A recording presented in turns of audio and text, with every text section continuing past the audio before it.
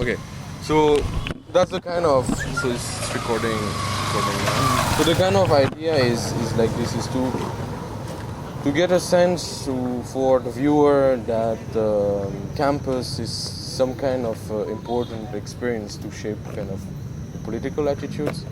So if you could kind of, for instance, tell a little bit about yourself, how you came to be involved in politics in GNU, in which year, which organization, how, what were the kind of deciding factors that brought you into that environment, this kind of things as a start.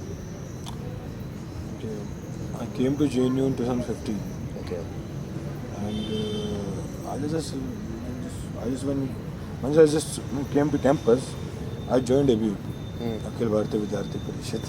I think you must be aware of that. I am aware, but for the sake of it. I joined ABUP. It's only because in the state from which I came up, because there are some contradictions, some political contradictions exist there, due to which I came in ABUP. And before coming to JNU, people are not before coming to this kind of campus, people are not that much aware of social, political, and all these debates. Yeah. And all these ideological debates. So when they came to campus, they only knew most of the people who are not from DU. They only knew two parties, the AP or NSO. So when we came to campus, I have a friend in ABP. He asked me to join the party. We joined the party, but I remained there for like 5 months. Then I left ABP. When the Ruth Mamula thing movement was taking place, and JNU thing happened, when JNU controversy happened. Then I left ABP at that point of time. And So wait a minute. So were you politically active before campus or? no. I was not. I was preparing for civil service. Okay. But when you come to JNU get you in this kind of politics. At least JNU, first thing as JNU do with you, it get you into the politics. Irrespective of whether you keep on preparing for civils or not. But somewhere it will engage you in politics. Yeah. So the second thing you ask me about the need of universities, right? First, on your experience, I'm more interested in your experience first. So after you left BVP, what experience happened? was like, when we came to any political party, sometimes we are having some personal experience with our life, which are very much overpower the other realities in your life. So we have some personal experiences with in Haryana, some local Congress units. That's why we came to ABP. But the time we came in ABP, we realized that this is a very fastest organization. And they are very anti-people, anti-Dalit. I came from a Dalit community, basically. So we found they are very anti-Dalit, anti-Ambedkar. And, But what brought you in the BVP in the first place? If you now think that it's this is a very long story. Like 3 days back, a very big Congress leader asked me this thing. So I'll tell you the story. In 1995, there was a rape case in my village. Haryana. Yeah, in my village only. For my community, a Dalit girl got raped and she was burned alive in 1995. And she was raped for like 7 days. That girl was from my community. And instead of giving justice to our people, government put my uncle and everyone in jail at that point of time. And at that time, Congress was ruling Haryana. So when we were young, so with that experience, we grow with that experience every day. That happened in Congress government. The justice not delivered. But after some point of time, when I came to JNU, and after this, when I engaged in this movement for 2 or 3 years, I also came to know that Congress is much more than an individual. So then we realized that. So when the question is only coming to ABP, I would say my personal experiences overpower the broader understanding we should have built up at that point of time. And otherwise also, like if you see society, what is society? Society is a right wing thing. Society is right wing. Indian society is right wing.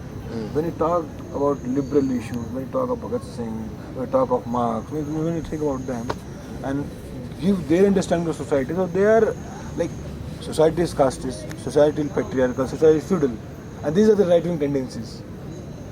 So to get into the BJP and to get into this AVP is very easy. When It's would you say it's natural? it's very natural. Yeah. But the point you question this patriarchy, caste and feudal system, then you will get into some other kind of politics. Like when we engaged with the caste, when the Raj Ambala movement was happened, when he got murdered at that point of time, when JNU controversy happened, then we realized that it's much more than just about personal experience. It's about the whole humanity. Like today BJP is putting whole humanity into the question. Then we realized and then we quit the AVP. It was like more than 3.5 years. It was like 16 February. So, but was the 2016 event really important in shaping your decision to leave? Yeah, I would say yes. Because Was it a trigger of things you were already thinking? Like- or was it an eye opener like, oh my god, okay, No. now I know the true face of things? what happened when I came to JNU, I contested from the AVP as a counselor. Okay, but after that, I still remember. I think in last week of September or first week of October, a clerk was lynched in Dadri. It was that year only. So I discussed with my unit that a clerk, a father of a army man, he was in Air Force basically. He got murdered and mob lynched. At least we should come with a parcha, a statement condemning this act. This was the last time an AVP condemned that, any mob lynching. After that, they never condemned any mob lynching. I was in AVP at that point of time, but I asked them to condemn that, and they came up with a parcha. After that, a Dalit atrocity thing happened. Then again, we forced them to condemn that in a parcha. After we left AVP, they never condemned mob lynching. They didn't condemn any caste atrocity thing or something. So after that, the Rohit Ambala thing happened. The murder, Ambala got murdered after that thing. So then we started assiding from them. Then we thought that now the end has come up and we should not associate with them anymore because now they're killing Muslim Dalits and it's like it can't be acceptable. But when JNU controversy happened, it happened on 9th February 2016, and when I resigned, the date was 17th February 2016. So the point is being that you may be having fight with some ideological fight with some political parties, but you can't kill any ideology. Basically, in society, every kind of thing, India is very diverse. So I feel all the waves should exist there. They should coexist in the system. But when I see the idea of university was being deleted from this country, when the idea of university was being destroyed, I would tell you one thing very clearly. Before coming to JNU, I have seen some campuses politics, but from very distance. Like in DU, I saw DU politics. But I saw in DU that without money, muscle, you can't win in DSU election. Fight DSU president, you must be having a fortune. Even from the NSUA side as well. Both. When NSUA need both. I won't spare even NSUA. Today I'm in Congress, but I won't say that NSUA was also on the right side. That was not the case. But when I came to JNU, I saw that people can do politics in very meager resources, in very less resources. They can do politics over a cup of chai. They could just revolve around in campus. Because I was from I was from very well-off middle family. I'm from lower middle class.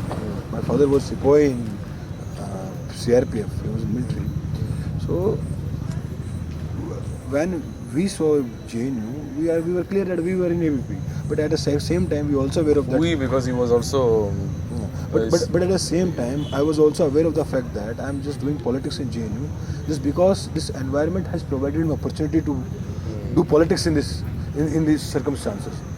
If I would be in DU, I would be either in AVP or any other political party. I won't be doing politics in these limited resources. So I was very much sure that I want this idea of JNU and this idea of university, not other idea of university, at least this idea of university to get into the other campus of this country. But when this idea of university was being destroyed, then I thought that I can't take it anymore. So I just came out. The pamphlet you wrote, the resignation pamphlet you wrote with two other people, right? After 9 of Feb? Yeah, 2 other people. Was Ankit and Rahul. Was it a well thought decision, or was it a really like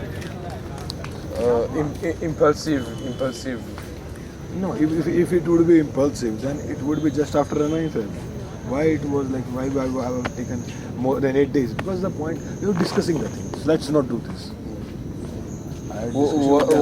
What were the discussion within ABVP when this happened? So they are very much clear that they want to destroy this university. I asked them, how could you start hashtag shut down GNU? Because primarily we should all believe this fact that this university is ours. This is a fact. This university belongs to everyone. Even if someone from AVP, someone from ISA, someone from NSUI, this university belongs to everyone. This university is not restricted to the left people or liberal or NSUI or ISA. It's extended to everyone. It extends its privilege to everyone.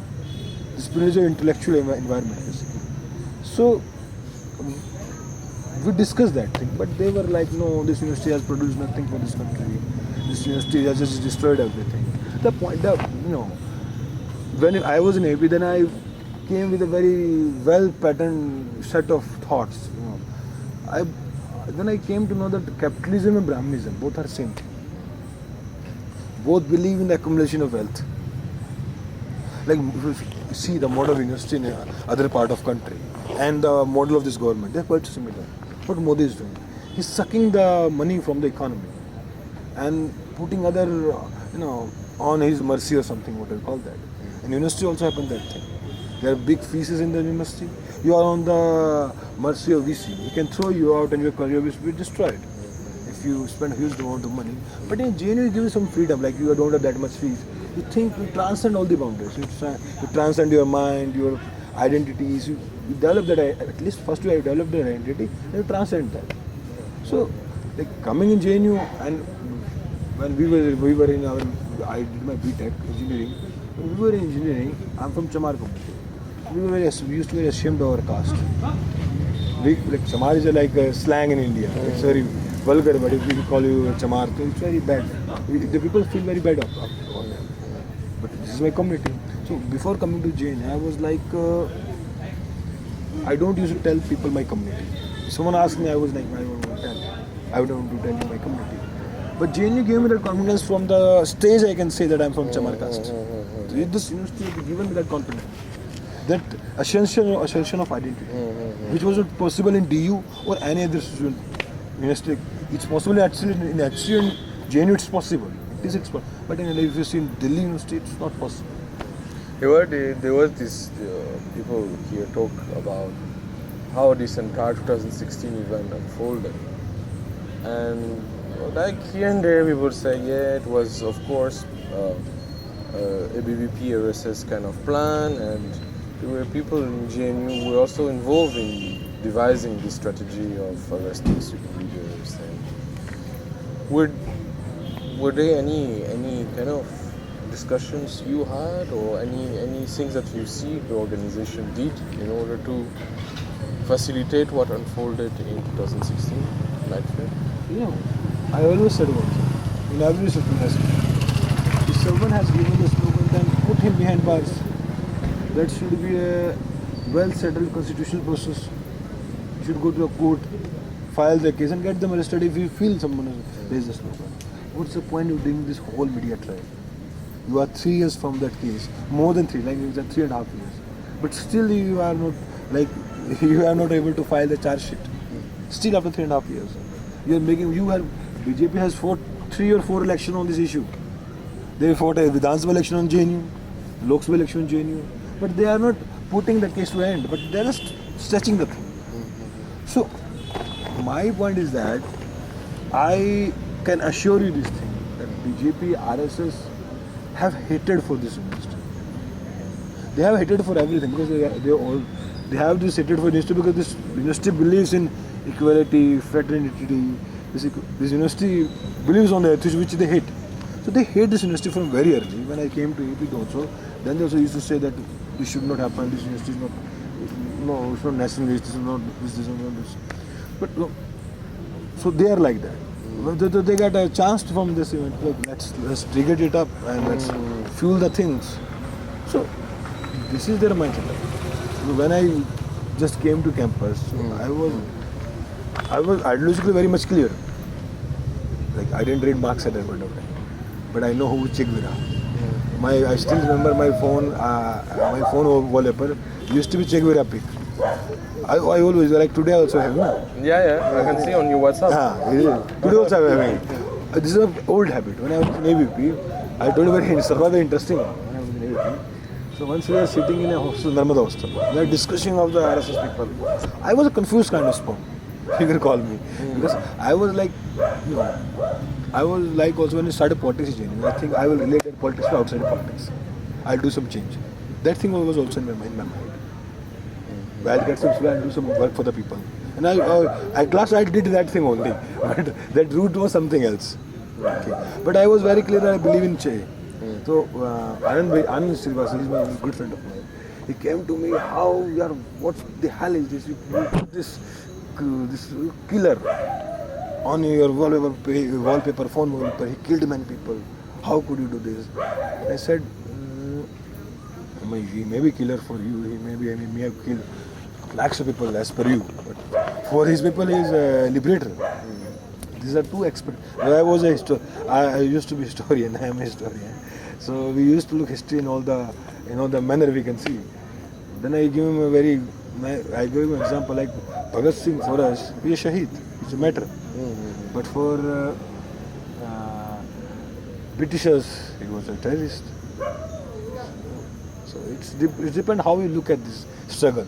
So that is how the thing you should look at it. So there is something that comes to my mind of what you are saying is that this, being in a BVP but upholding my mobile is not working. Marx and Che Guevara.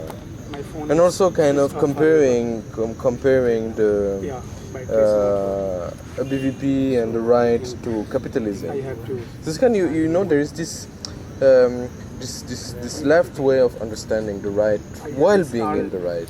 Do you see that the organization was also influenced by the GNU environment while being against GNU, but also kind of having some kind of GNU mindset also within themselves? Hello, sir.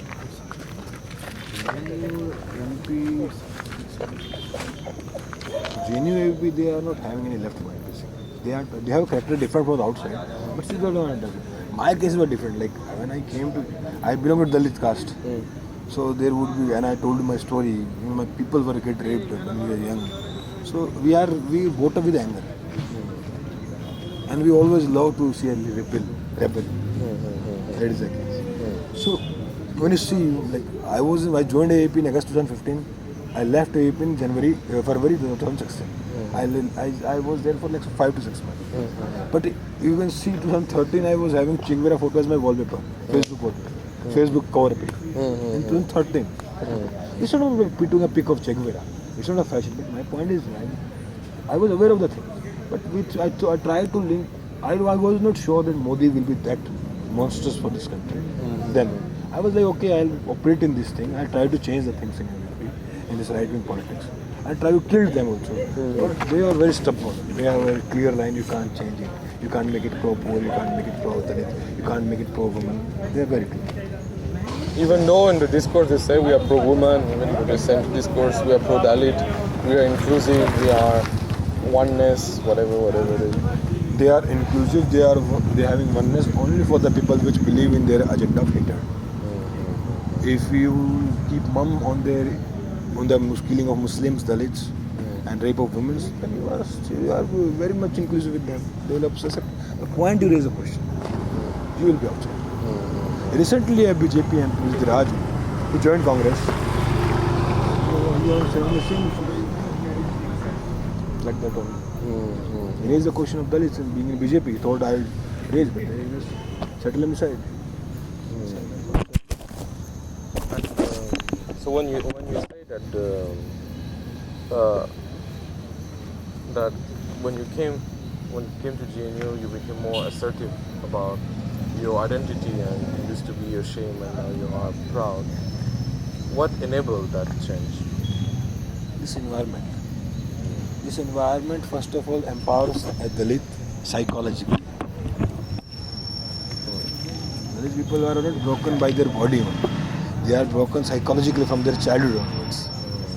That you are Dalit, you are ye.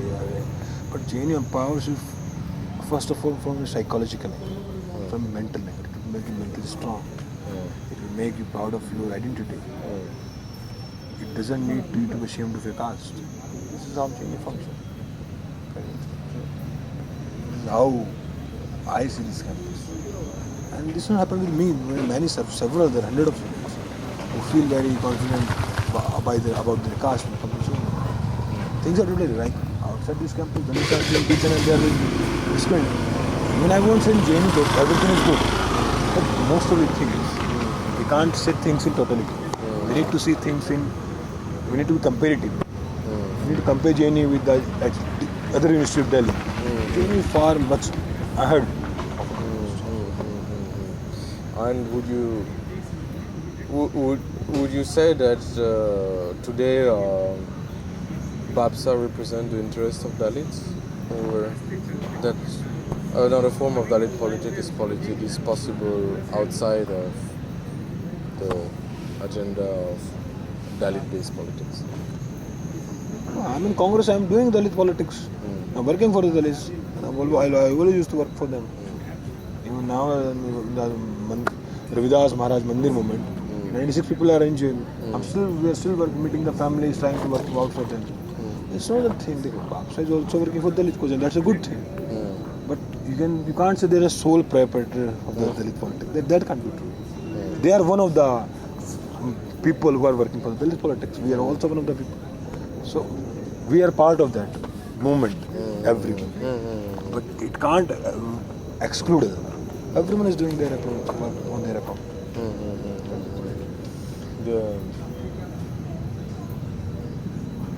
There is this competition to be representative of the Dalit voice, right? Whether it is from the left, whether it is from the right, whether it is from... Representation question. Yeah. You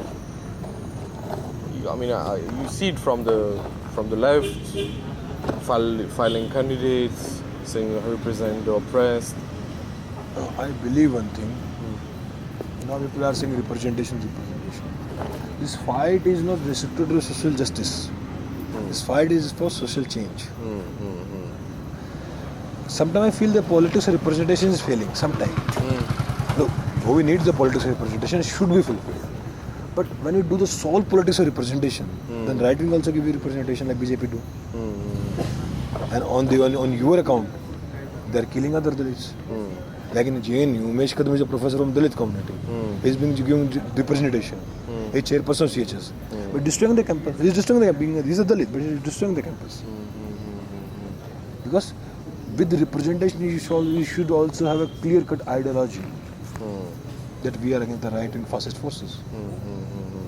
Otherwise, things will come like that only. So representation is not enough. It's also an issue, but it's not in totality. It's one of the issues, but at last the representation should also look at the frame of ideology.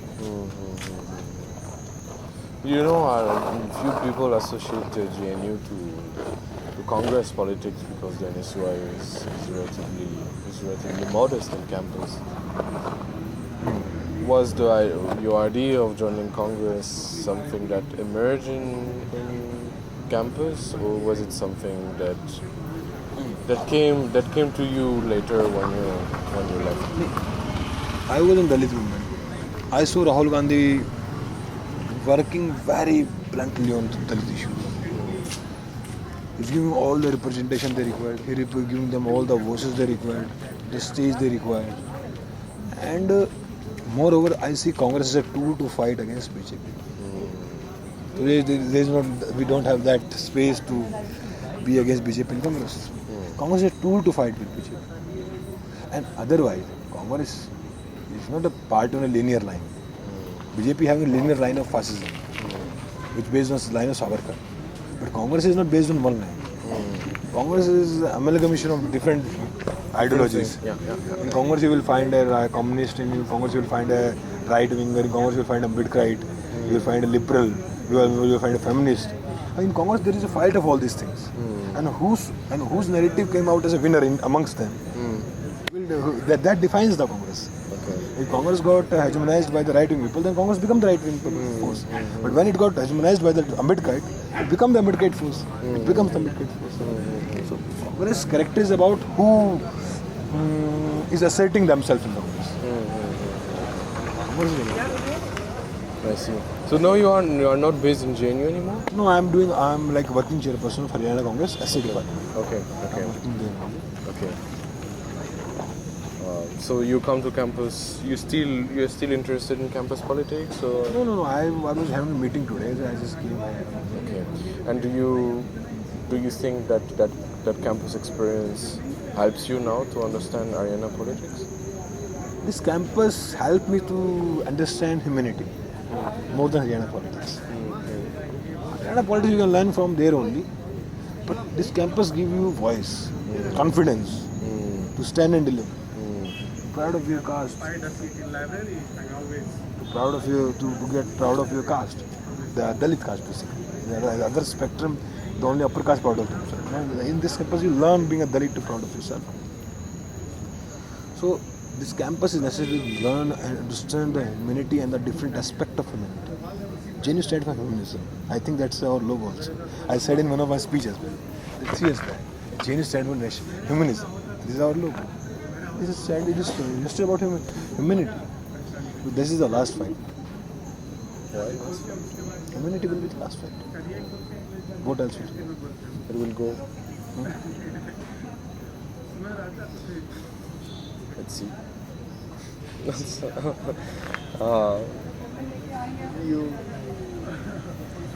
A lot of Dalits who were here in campus tell me that they were unable to see the discrimination that were made against them before they actually applied a political lens to those cases of discrimination, sometimes humiliation. Does the campus give, in retrospect, a tool to analyze your condition? And Like I told you earlier, this campus can't be seen in totality or isolation. You need to be comparative about this campus. This campus is not the best, but the best among that exist. So, yeah, it campus gives you understanding to see the thing from different aspect, to see the thing deep. So this campus provides that thing. In other university, you can't look at the things from same manner. This campus also like being a upper caste, sometimes people say, I'm eating food with you. They just said this thing. I'm not a caste, I'm eating food with you. But this campus also allows you to question that thing. The point you say that you are having food with me, being upper caste, you are a caste also. Why need to describe that very explicitly? Why you need to be explicit about this thing? So you can be having food without discussing that thing. This campus is very conscious. very conscious. Were there cases of humiliation, discrimination that now you kind of realize now that you have gone through JNU and university space, and something that you want to eradicate now that you are doing, you scale up your politics in Haryana? I don't know, I just want to open JNU in every city of Haryana. This is my goal, more than that. You think it's possible? It will take years. Now maybe I won't be alive to see that.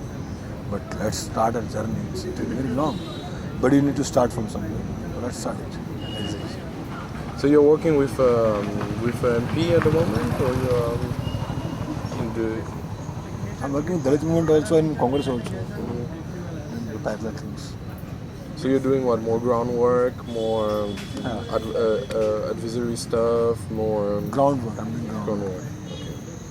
For someone in particular, or Not in particular, I used to travel through Haryana. I was working with Dalit issues. I'm still working on Dalit issues. Then also I used to work on Dalit issues. Are there a lot of former JNU students in that SC commission within Congress? JNU in Haryana? No, in Haryana very less. But in Haryana Congress we are having one person, Ashok Tabar.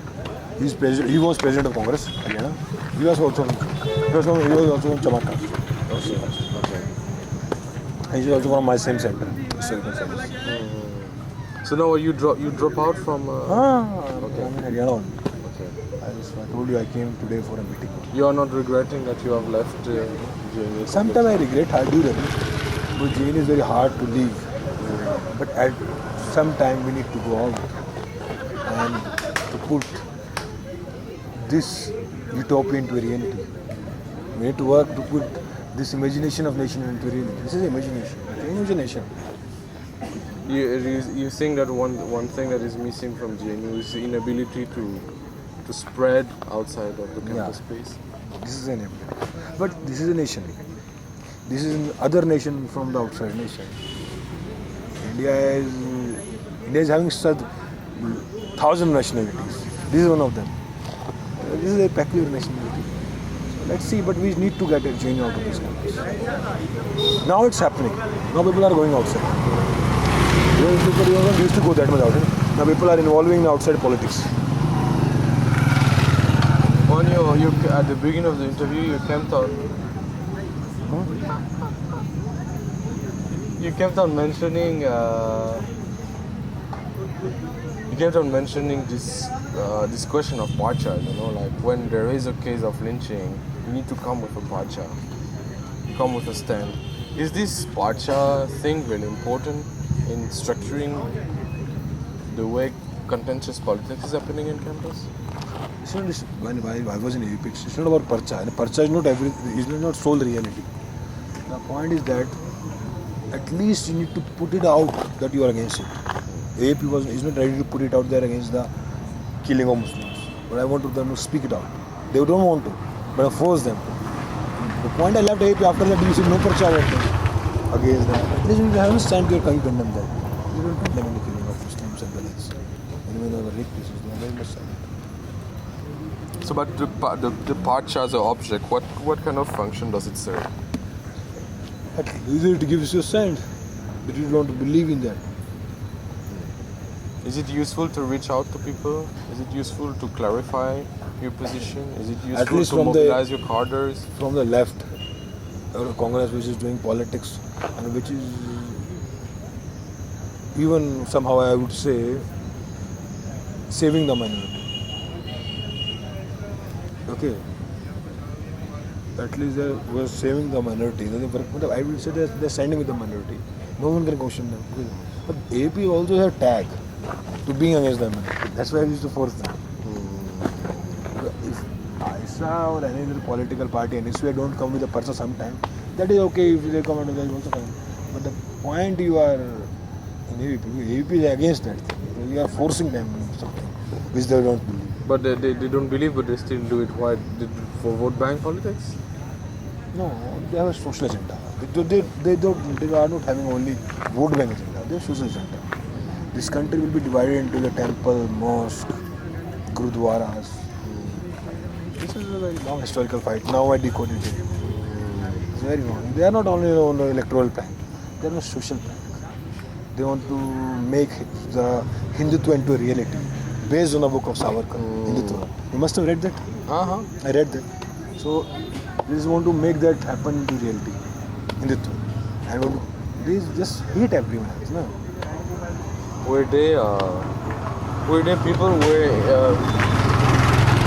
important and instrumental in making you realizing the truth about the right, the BVP, the RSS, Savarkar, while you were still in ABVP at the time? Get it. When you were there, you started thinking, maybe there's something wrong about it. Yeah, I don't used to sleep sometime. I was like, what the hell I'm doing here, man? I was thinking that I will change it. If someone asked me that you believe in Manusmriti in AVP, I told him one day I'll burn Manusmriti. And I left away AVP, I burned that thing. When I was leaving AVP, I burned Manusmriti also. Because we thought we will try to change that structure. But that can never happen. they have a very clear line that we believe in this. They can't give space to any other ideology. This is the thing. But were there people that were outside of that movement and helped you to kind of realize that it was not suitable for you? Me? Yeah, friendships. No, it's not about friendship. 5 minutes. 5 minutes. No, it's not about friendship. I told you from very early, even from your community, I was clear with all the ideas, but not with in the political form. I was not in the political form. I was aware of a little bit of Che, Marx, Bhagat Singh, Nehru, but not in the political form, in the ideological form only. And then also I used to touch them. We used to touch and go to them. I don't know them fully. That is the thing. So this campus is very anti-status quo. And Dalits of this country are also very anti-status quo. Because they want to change this hierarchy. And this campus is doing. So somehow you must be having that thing in your heart. That's why you are changing. I have always that in heart. And one day I'll bring one Manusmriti and I will change them. If they won't change, I will. So it's not because you encounter people, it's because you felt it in yourself. Yeah. And I was aware of the fact. I thought that I will change them. But at the point I realized I can't change them, I will skim out of it. Were you ever tempted by the left, since it's a left campus? Very early. Tempted, like? Yeah. I was having good relations with the left political outfits also on campus. But that was very short. What? Today also I'm very left in Congress I'm a very left democratic person. Have you know Umar Khalid? Do you know him? Yeah, of course. When I was contesting election from the AVP, he was standing in front of me. I wasn't AVP. Someone asked me, what about the beef festival in Kerala, which AVP was vandalizing that festivals and all that, all these things, blah blah, and meat festivals and all. I said, everyone is having freedom to eat anything. And I condemn that over there. So people are like, he's a soft Sanghi, he's a left Sanghi. He will use the same with that. So I was that rebel from So you were accused of We need being to a left. conclude this. Yeah. People are waiting. So what does it mean to be a left Sanghi? What did it mean? There used to say he's an AVP and he's a left-minded. He used to say this thing. But I always say that from last 3 years, like I've seen myself growing up. I'm Congress.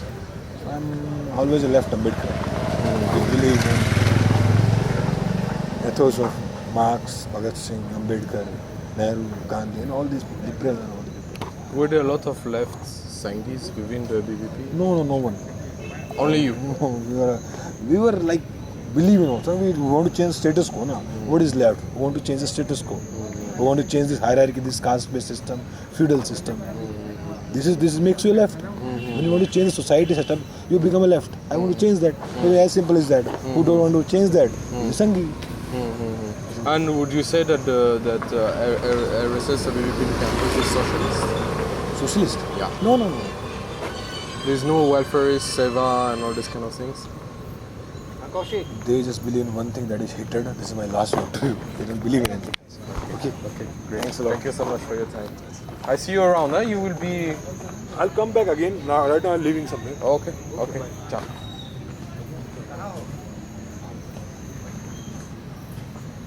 अच्छा कुछ है क्या तुम्हारा, कुछ चल रहा है क्या? ओ अच्छा तभी दिखे नहीं तुम इधर कहीं. हाँ चार्जर भी